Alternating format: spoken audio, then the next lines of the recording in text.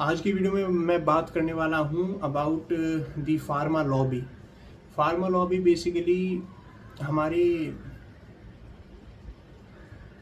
Modern world जो है हमारा जो हमारी क्या कह सकते हैं 1950 के बाद जो दुनिया का जो ट्रेंड चला है उस ट्रेंड में बिजनेस को बहुत महत्वता दी गई है। बड़े बड़े कैपिटलिस्ट सोसाइटीज़ में मतलब बड़े बड़े लोग पैसे वाले बने, Ambani, Adani, Trump and everything. बहुत सारे लोग हैं जिन्होंने बिजनेस करा, जिन्होंने अपने आइडियाज़ को इनोवेट किया ताकि वो लोगों को कोई सर्विस दे सकें और बदले में लोग उन्हें उस सर्विस के लिए पैसे दें। तो उस पैसे से वो पैसे कमा कमा के बड़े पैसे वाले लोग बन गए। तो आज की डेट में जब डेटा देखा जाता है कि भाई दुनिया में सबसे ज़्यादा प्रॉफिटेबल बिजनेस क्या है, तो नंबर 1 पे प्रॉफिटेबल सबसे ज़्यादा बिजनेस है आर्म्स एंड एम्यूनिशन, हथियारों का बिजनेस। वो सबसे ज़्यादा प्रॉफिटेबल बिजनेस है, जो इसमें यूएस से लीडर है और उसके बाद बाकी सारी कंट्रीज़ हैं, यूरोप वगैरह। तो यानी मतलब दुनिया की सारी इकोनॉमी का 20 to 25% almost arms and ammunition dominate करती है। कि आप अगर हथियारों का बिजनेस करोगे तो उसमें सबसे ज़्यादा पैसा है।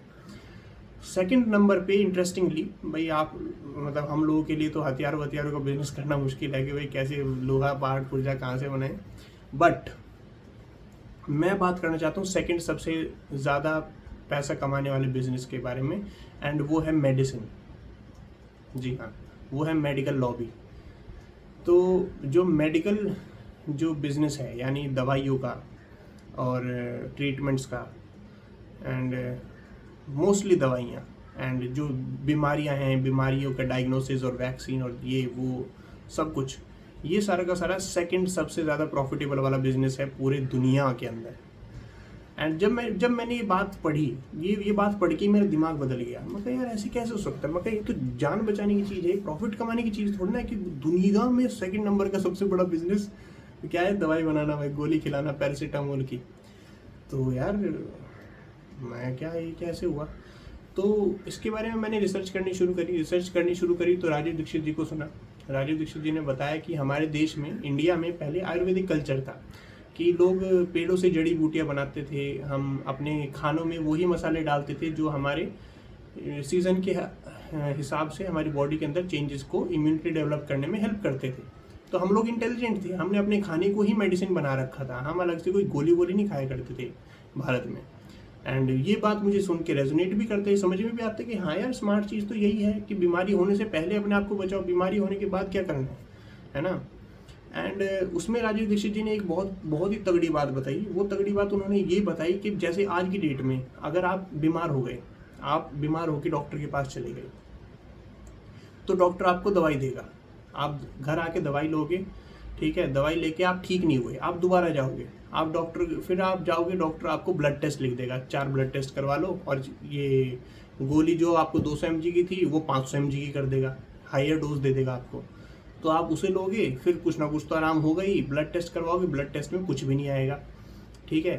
तो राजीव दीक्षित जी ने बताया कि अगर ये जो डॉक्टर है, जिस डॉक्टर के पास आप गए, आपने 2-4 चक्कर लगाए, हर चक्कर पे आपने 1000-700 रुपये दिए उसको, ठीक है, लेकिन वो डायग्नोज कुछ भी नहीं कर पा रहा, वो पता कुछ भी नहीं लगा पा रहा आपको सामने बैठे हुए देख के कि आपको क्या दिक्कत है। उसे रिपोर्ट चाहिए, उसे फलाना चाहिए, उसे ड्रामा चाहिए। लेकिन राजीव दीक्षित जी ने बताया कि पहले टाइम में ये हुआ करता था कि राजा का ये मतलब डायरेक्ट ये था, वो ये कहते थे कि डॉक्टर का लाइसेंस रद्द होगा अगर पेशेंट को दी हुई दवाई से पेशेंट ठीक नहीं हुआ तो उसका लाइसेंस ही खत्म है। आयुर्वेदिक डॉक्टर का मतलब आयुर्वेदिक वैद्य को भी ये कहा जाता था कि आपका डायग्नोसिस इतना एक्यूरेट और इतना सटीक होना चाहिए कि आदमी एक दवाई में ठीक होना चाहिए, नहीं तो किस बात का वैद्य, किस बात का डॉक्टर, किस बात का वहंचोद हीरो, है ना, किस बात का हीरोबाजी, कोई बात हीरोबाजी नहीं। तो बहुत ही बढ़िया बात लगी मुझे तो यार, मका यार बड़ा सही तरीका है चीज़ों को करने का। लेकिन आज की डेट में क्या हो रहा है, आज की डेट में बिल्कुल उल्टा हो रखा है। डॉक्टर आपको मतलब आप ठीक हो थोड़े बहुत, आपको हैवी डोज दे के आपको बीमार कर सकता है, उसके ऊपर कोई एक्शन नहीं है। आपके ऑपरेशन में उससे कोई नेग्लिजेंस हो जाती है, उससे अगर किसी पेशेंट की डेथ हो जाती है उस पर कोई सवाल नहीं उठता।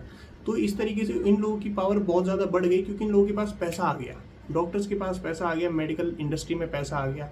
इस वजह से इन लोगों की पावर बढ़ गई, इसलिए इन लोगों के लिए कानून बन गए।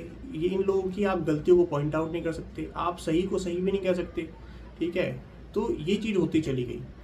तो फार्मा लॉबी क्या है बेसिकली? फार्मा लॉबी का जो मुझे मोटा मोटी समझ में आया है वो ये है कि जो हमारी एलोपैथी है, एलोपैथी यानी पैरासीटामोल इंजेक्शन लगा दो, है ना, एडमिट कर लो, मास्क लगा दो, वेंटिलेटर पे लेकर चले जाओ आदमी को, वो अच्छा है सिर्फ तभी when it is an emergency.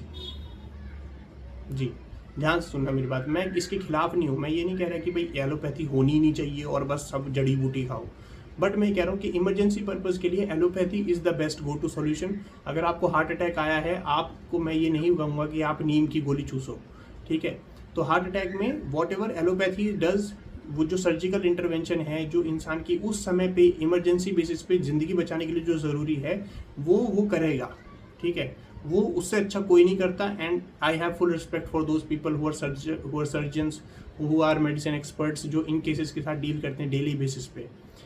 But अगर आपको डे टू डे प्रॉब्लम्स हैं, ठीक है, डे टू डे प्रॉब्लम्स क्या हैं? बीपी है, शुगर है, ठीक है, लाइफस्टाइल प्रॉब्लम्स हैं, आपको लाइफस्टाइल, आप मोटे हो गए हो, ओबीज हो गए हो, या फिर आप बहुत पतले हो, ठीक है, या फिर आपको क्या कहते हैं, आपको हेडेक होता है, या फिर आपका गला खराब हो गया, जुकाम हो गया, बुखार हो गया, कफ बन गया, ठीक है, आपके कान में सीटी बज रही है, इतना ठंड लग गई है आपको, छाती में दर्द हो रहा है, इन चीज़ों के लिए मेरा ये मानना है कि Ayurveda is the best treatment possible, जो आपकी बॉडी को बिना किसी साइड इफेक्ट के हेल्प करता है हील करने में, ठीक है। एलोपैथी का प्रॉब्लम ही सबसे बड़ा ये है कि आप अगर अपने एक बुखार को ठीक करने के लिए कभी एक पॉइंट पे पैरासीटामोल की एक गोली लोगे, तो अगली बार जब आपको बुखार होगा 3-4 महीने बाद, तो आपको 2 गोली खानी पड़ेंगी, वरना वो ठीक नहीं होगा, क्योंकि बॉडी की रेजिस्टेंस बिल्ड हो जाएगी। बॉडी को पता चल जाएगा कि भाई एक गोली इसने उस दिन खाई थी, ये तो इससे तो इसने बुखार उतार लिया था, अगली बार 2 गोली खाने देना, तब उतारने देना, और वो बॉडी में ऐसे ऐसे बिल्ड होने लगती है। तो साइड इफेक्ट भी हैं, पैरासीटामोल, न्यूमोसाइड, बच्चों को भी न्यूमोसाइड लिखी जाती है जब बच्चों को बुखार हो जाता है। इन दवाइयों के साइड इफेक्ट के बारे में आप रिसर्च पेपर्स पढ़ेंगे तो बताया जाएगा कि ये किडनी के ऊपर साइड इफेक्ट करते हैं, लीवर के ऊपर साइड इफेक्ट करते हैं, आपके बच्चे की जो डाइजेशन है, डाइजेशन धीरे हो जाएगा, मंद पड़ जाएगा, खाना हजम नहीं कर पाएगा, वो खाना खाएगा ही नहीं, ठीक है। किडनी में स्टोन हो जाएंगे। किडनी में स्टोन आज से 50 साल पहले से किसी को नहीं होते थे, आज से 50 साल पहले किडनी में स्टोन कुछ था ही नहीं, अब होने लगा। इसमें मैं एक इम्पॉर्टेंट रिसर्च कोट करना चाहता हूँ जो मैंने पढ़ी थी अराउंड 2018 में मैंने एक रिसर्च पढ़ा था, उसमें ये बताया गया था कि जो हमारे, आपने देखे होंगे चील कौवे होते हैं, चील कौवे का आपको पता होगा कि उनको स्कैवेंजर कहा जाता है, यानी अगर कोई कुत्ता है, कुत्ता मर गया कहीं किसी जंगल में, थोड़ा झाड़ियों में, ठीक है, तो ये जो चील कौवे होते हैं ये उसकी बॉडी को खाते हैं और खा के उसकी बॉडी को पूरा डिकम्पोज करने में ख़त्म कर देते हैं ताकि इन्फेक्शन ना फैले, ठीक है। और मतलब वो उसकी जो भी मतलब उसकी इन्फेक्शस, अगर कोई बैक्टीरिया उसके अंदर कोई इन्फेक्शन हो जाता है उसकी डेड बॉडी में, तो वो ना बढ़े, ये चील कौवे उसको खा के ख़त्म कर देते हैं। तो ऐसी ही एक वैरायटी चील कौवे के साथ एक वल्चर होता है, वल्चर यानी गिद्ध होता है। तो गिद्ध के ऊपर ये रिसर्च है कि पिछले 30 साल में गिद्ध की पॉपुलेशन 800% कम हो गई, यानी ओवरऑल आपको गिद्ध पहले दिखाई देते थे, अब आपको गिद्ध दिखाई ही नहीं देंगे। तो ऐसा क्यों हुआ, इसके ऊपर रिसर्च करी गई कि भाई गिद्ध क्यों गायब हो गया, कहाँ चला गया। तो इसमें पता चला कि जब से हमारे देश में पैरासीटामोल का कंजम्पशन बढ़ा है और निमेसुलाइड का कंजम्पशन बढ़ा है। पैरासीटामोल और निमेसुलाइड हमारी बॉडी टेम्परेचर को डाउन लाने में बहुत मदद करते हैं। यानी आपको अगर बुखार हो रहा है, आप पैरासीटामोल की गोली ले लोगे तो आपका बुखार 102 से 99 आ जाएगा, ठीक है। वो अलग बात है कि वो 102 से 99 सिर्फ थर्मोमीटर पे दिखाने के लिए आएगा, लेकिन बॉडी के अंदर वो बुखार अभी भी रहेगा। तो ये बताया गया कि जब से हमारे देश में पैरासीटामोल और निमेसुलाइड का कंजम्पशन बढ़ा है तो वो हमारी किडनीज में डिपॉजिट होता है, पैरासीटामोल और निमेसुलाइड। अब हमारे यहाँ पे जो पारसीज होते हैं, हमारे देश में एक कम्युनिटी है पारसीज की जो भी जितने भी मतलब संस्कार होते हैं, संस्कार यानी कि एक धर्म में आप बिलोंग करते हो तो उसके कुछ तौर तरीके हैं, ठीक है। जैसे हिंदुओं में अगर हो तो आप मुंडन होगा आपका, है ना, आपको पहली बार खाना खिलाने के लिए अन्नप्राशन होगा। तो इस तरीके से 16 संस्कार हिंदुओं के हैं, पारसियों को 15 संस्कार दिए गए हैं हिंदुओं वाले ही। लेकिन जो लास्ट है, यानी जो हमारे यहाँ पे अंतिम संस्कार होता है, जो हम यहाँ पे अग्नि से करते हैं, पारसियों को वो नहीं दिया गया। यहाँ पे हमारे यहाँ के राजा ने ही उनको बोला था, जब वो हमारे देश में आए थे तो उनको बोला गया था कि आप हमारी तरह ही मिलजुल कर रहो, हमारे साथ कोई दिक्कत नहीं है, लेकिन जो आपका अंतिम संस्कार का तरीका होगा वो आपका अग्नि से नहीं हो सकता, क्योंकि फिर तो आप हिंदू ही बन जाओगे। आपका अंतिम संस्कार होगा कि आप अपनी डेड बॉडी को अलग तरीके से वो करोगे। तो पारसियों ने ये बनाया कि उन्होंने अपने ऐसे बड़े बड़े मतलब ऐसे जगह बनाई, 4 दीवारी बना के गोल, और वो क्या करते थे, वो अपनी डेड बॉडी को वहाँ पे रख के चले जाते थे। तो वहाँ पे रख के चले जाते थे तो उस बॉडी को चील कौवे खा लेते थे और बाकी वो डिकम्पोज होकर बॉडी वहीं पे ख़त्म हो जाती थी। तो ये उनका तरीका था। तो ये ऑब्जर्व करा गया कि वो जो बॉडी रख के जाते थे पारसी लोग या फिर जो भी उनके मतलब काफ़ी बड़ी कम्युनिटी है, तो उनकी डेड बॉडीज की किडनी जो होती थी, किडनी के अंदर पैरासीटामोल और निमोसुलाइड बचा रहता था, डिपॉजिट रहता था। तो गिद्ध जब उनकी किडनीज को खा लेते थे तो किडनीज में बचा हुआ निमोसुलाइड और पैरासीटामोल गिद्ध की बॉडी में जाके गिद्ध की किडनी फेल कर देता था। ठीक है, गिद्ध की किडनी फेल हो गई तो गिद्ध अपना नॉर्मल अपना एक्टिविटी नहीं कर पाएगा, और जब फेल हो जाएगी तो वो मर ही जाएगा कुछ दिन बाद।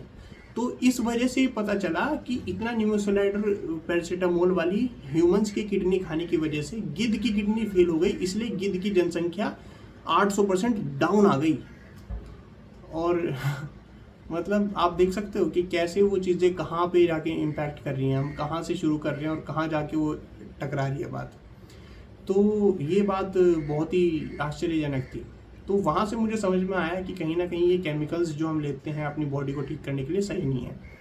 हमें कोशिश करनी चाहिए कि 90% ऑफ द टाइम हम अपनी बॉडी को नेचुरल तरीके से ठीक करें, एक्सरसाइज से करें, योगा से करें। ठीक है, आप थोड़ा नीम के पत्ते खा लीजिए, नीम के दातुन कर लीजिए। ठीक है, समय समय पे तुलसी का काढ़ा पी लीजिए। ये छोटी छोटी चीज़ें हैं जो आप अगर डेली बेसिस पे करते रहोगे तो आप कभी ऐसे बीमार नहीं पड़ोगे कि आपको हॉस्पिटल में एडमिट होना पड़े। ठीक है, मलेरिया है, डेंगू है, ऑल दो ऐसा भी है कि बहुत सारे केसेस में आयुर्वेदिक मेडिसिन 100% काम नहीं करेगी, बट मेरा इतना भी मानना है कि अगर आप सही वैद्य से अगर आप डिस्कशन करके अगर आप मेडिसिन लोगे तो आपको वो बहुत जल्दी भी ठीक करती है।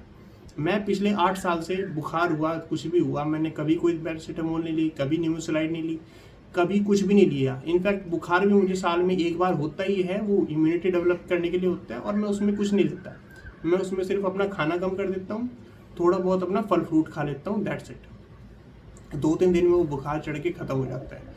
तो मैं आप सभी से भी यही अनुरोध करूँगा कि आप लोग अगर सोलर माइंडसेट को देखते हैं तो अपनी बॉडी अपनी लाइफ में आयुर्वेद को अपनाएं, अपनी लाइफ से एलोपैथी को दूर करें। ये मेरा पर्सनल एक्सपीरियंस है, एंड अगर आप इस पर्सनल एक्सपीरियंस को अपनाते हैं तो मेरा ये मानना है कि आपको ये ज़रूर फ़ायदा देगा, आपकी लाइफ में पॉजिटिव चेंजेस लाएगा, आपके परिवार को हेल्दी बनाएगा, आपको हेल्दी बनाएगा। And on this note I would like to bring this video to an end. Thank you for watching, keep watching the solar mindset. अगर आपको वीडियो अच्छी लगी इसको लाइक करें, कमेंट करें, सब्सक्राइब करें, एंड अपने दोस्तों के साथ शेयर भी करें।